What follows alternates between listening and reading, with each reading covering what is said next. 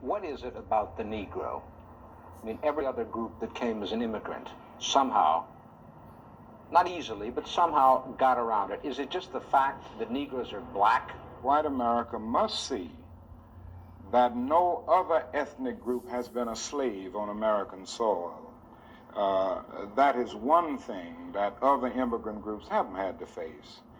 The other thing is that the color became a stigma. American society made the Negro's color a stigma. America freed the slaves in 1863 through the Emancipation Proclamation of Abraham Lincoln, but gave the slaves no land or nothing in reality, and as a matter of fact, to get started on. At the same time, America was giving away millions of acres of land in the West and the Midwest, which meant that there was a willingness to give the white peasants from Europe an economic base.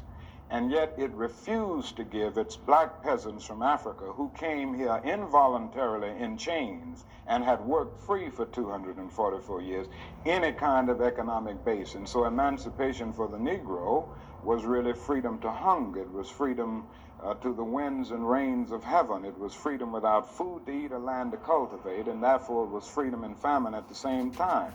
And when white Americans tell the Negro to lift himself by his own bootstraps, they don't look over the legacy of slavery and segregation. I believe we ought to do all we can and seek to lift ourselves by our own bootstraps, but it's a cruel jest to say to a bootless man that he ought to lift himself by his own bootstraps. And many Negroes, by the thousands and millions, have been left bootless as a result of all of these years of oppression and as a result of a society that deliberately made his color a stigma and something worthless and degrading.